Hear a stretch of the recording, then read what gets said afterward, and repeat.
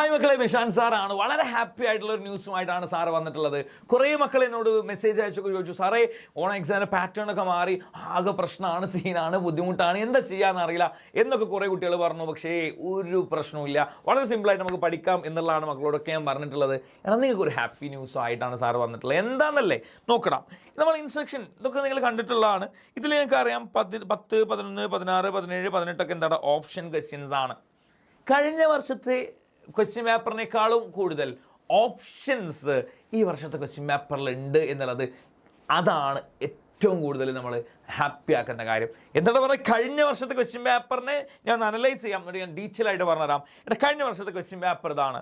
Okay, Onam എക്സാമിൻ്റെ question പേപ്പറിൽ 1 മാർക്കിൻ്റെ എത്ര ക്വസ്റ്റ്യൻ ഉണ്ട്? 4 ക്വസ്റ്റ്യൻ ഉണ്ട്. 3 എൻ്റെ മക്കൾ എഴുതണം, 1 ഓപ്ഷൻ തരും. 2 മാർക്കിൻ്റെ 9 ക്വസ്റ്റ്യൻ ഉണ്ടാവും, 7 എണ്ണം എഴുതണം, 2 ഓപ്ഷൻ തരും. 3 മാർക്കിൻ്റെ 6 ക്വസ്റ്റ്യൻ ഉണ്ടാവില്ല, 5 എഴുതാൻ 1 ഓപ്ഷൻ തരും. 4 മാർക്കിൻ്റെ 3 ക്വസ്റ്റ്യൻ ഉണ്ടാവില്ല, 2 എഴുതാൻ 1 ഓപ്ഷൻ തരും. മൊത്തം 5 ഓപ്ഷൻ ക്വസ്റ്റ്യൻസ്. എത്രടാ? 5 option questions. 5 ഓപ്ഷന് എത്ര മാർക്കാണ്? 12 മാർക്ക്. ഓക്കെ, അതായത് 12 മാർക്ക് നിങ്ങൾക്ക് ഓപ്ഷനായിട്ട് ഒഴിവാക്കാം എന്നാണ് പറഞ്ഞിട്ടുണ്ടായിരുന്നത് കഴിഞ്ഞ വർഷം.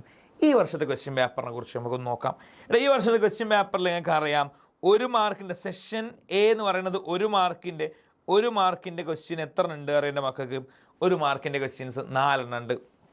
അവിടെ ഓപ്ഷൻസ് ഒന്നുമില്ല, നോ ഓപ്ഷൻ, അപ്പോൾ അത് കൂട്ടണ്ട.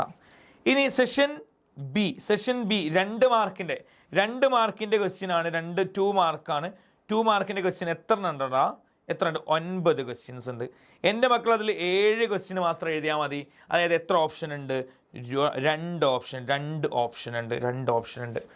ഇനി അതുപോലെ തന്നെ സെഷൻ സി എന്ന് പറയുന്നത് 3 മാർക്കാണ്. 3 മാർക്കാണ് സെഷൻ സിയിൽ വരുന്നത്. 3 മാർക്കിൽ നിങ്ങൾക്ക് എഴുതേണ്ടത്, നിങ്ങൾക്ക് ആകെ വരുന്ന ക്വസ്റ്റ്യൻസ് 8 ക്വസ്റ്റ്യൻ ആണ്.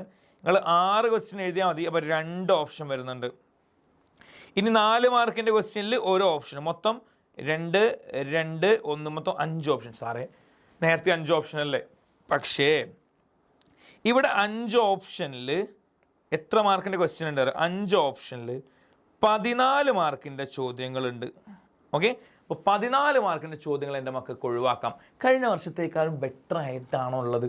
ആണോ സാറേ? ഒരുപാട് ബെറ്റർ. എന്നാലും നിങ്ങൾ നോക്കടാ, 2 മാർക്കിൻ്റെ 2 ക്വസ്റ്റ്യൻസ് നിങ്ങൾക്ക് ഒഴിവാക്കാം. ഓക്കെ, 3 മാർക്കിൻ്റെ 2 ക്വസ്റ്റ്യൻസ് നിങ്ങൾക്ക് ഒഴിവാക്കാം. ഇവിടെ 3 മാർക്കിൻ്റെ ഒറ്റ ക്വസ്റ്റ്യൻ ഒഴിവാക്കാനേ നിങ്ങൾക്ക് ചാൻസ് ഉണ്ടായിരുന്നുള്ളൂ.